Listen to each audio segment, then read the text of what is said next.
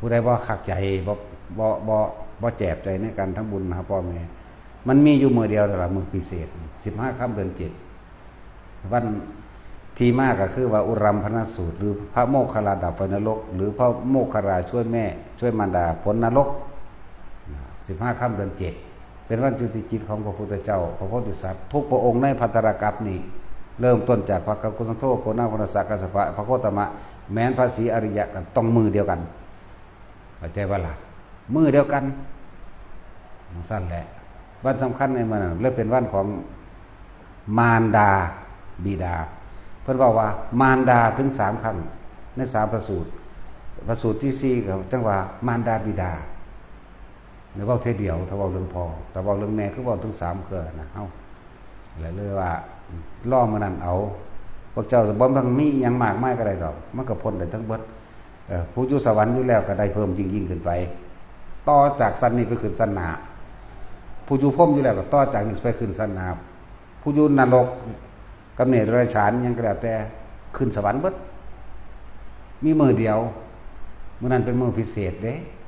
ในวันที่จุติจิตของพระพุทธเจ้า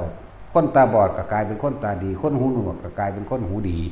คนหลังคดหลังค่อมคนแขะคนแก่กลายเป็นคนปกติทั้งเบิดง่อยเปี้ยเบี้ยเสียขาปัญญาอ่อนกลายเป็นคนดีเบิดแต่ว่าในมือเดียวนั่นแหละเลยเป็นมือพิเศษ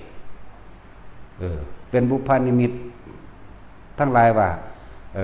ดวงตาของโลกได้เกิดขึ้นแล้วความสว่างสวัยของโลกได้เกิดขึ้นแล้วและเป็นบุพนิมิตแบบนั้น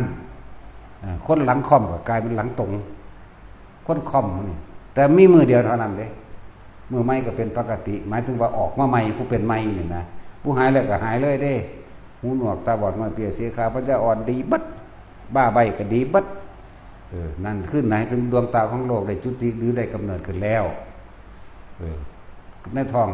ของแม่เพิ่นนั่นน่ะคนที่เป็นแม่พระพุทธเจ้ามันบ่เป็นธรรมดาเด้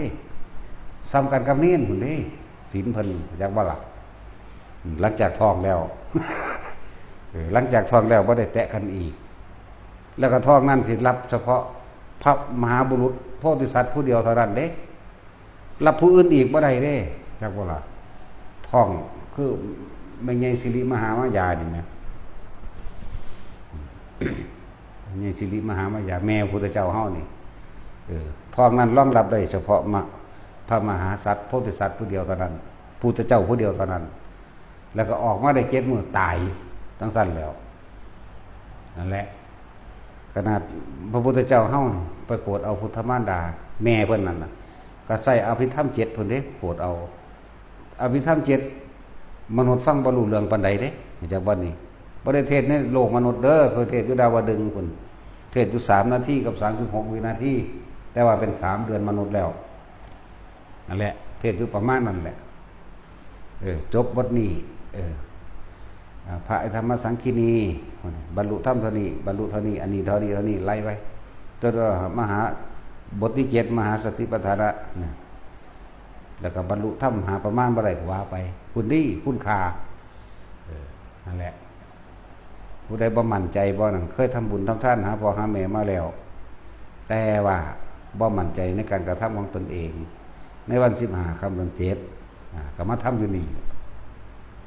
นี่แหละเลาะเข้าโกเจ้าของได้บาดนี้บอกพร้อมเด้คนจะบ่สงสัยเนาะบ่มีผู้ใดว่าเฮ็ดได้มีแต่เฮานี่เด้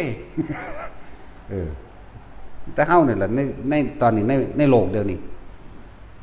นั่นแหละ